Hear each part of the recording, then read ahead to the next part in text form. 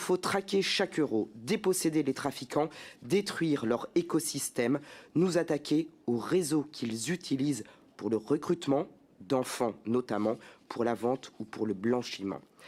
C'est à tous ces sujets que répond cette proposition de loi que le groupe Les Démocrates soutiendra, en proposant également quelques mesures concrètes pour en renforcer l'efficacité.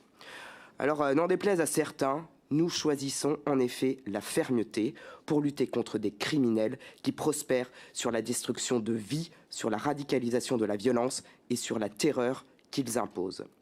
Cette proposition de loi est une réponse ambitieuse et déterminée. Elle renforce les moyens de notre police et de notre justice pour frapper ces réseaux là où ça fait mal, dans leur organisation et dans leur portefeuille. D'abord, en consolidant l'OFAS, l'Office anti-stupéfiants, et en créant un parquet national spécialisé, nous mettons fin aux millefeuilles administratifs qui profitent aux criminels. Plus de coordination, c'est évidemment plus d'efficacité. Ensuite, en s'attaquant au blanchiment d'argent, nous brisons leur modèle économique. Car la drogue, c'est pas seulement des petits paquets qui circulent dans les halls d'immeubles, c'est aussi des flux financiers massifs, des voitures de luxe achetées en cash et des commerces de façade. Nous frappons aussi là où ça fait le plus mal, dans leur train de vie, avec l'injonction pour ressources inexpliquées et la confiscation des biens d'origine douteuse. Alors oui, d'aucuns considèrent que cette loi est dure, et c'est tant mieux, qu'elle est répressive, et c'est tant mieux. Parce que face aux narcotrafiquants, il n'y a aucun compromis possible.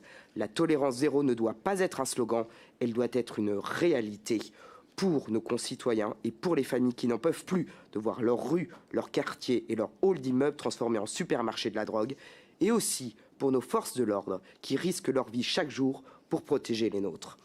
Avec cette loi, nous envoyons un message simple mais inaltérable. La République ne cédera pas un centimètre aux trafiquants qui menacent nos vies, qui menacent nos institutions. Pour répondre par avance à certains de nos collègues qui jugeront ce texte excessif, le groupe Horizon et Indépendants tient à le rappeler qu'il ne saurait y avoir de liberté sans règles. De même que la liberté n'est plus relative si les règles ne sont pas respectées. Et si les règles ne sont pas respectées, l'État doit agir. Restaurer l'autorité républicaine, c'est l'objectif de cette proposition de loi. C'est le moment d'agir et de réagir face à ce phénomène qui peut mettre en péril une partie de notre nation. Merci beaucoup. Alors, comment justifiez-vous cette mesure eu égard à cette jurisprudence? Si cela conduit à créer des portes dérobées, quel sera le risque pour la vie privée des citoyens qui n'ont, eux, aucun lien avec la criminalité organisée?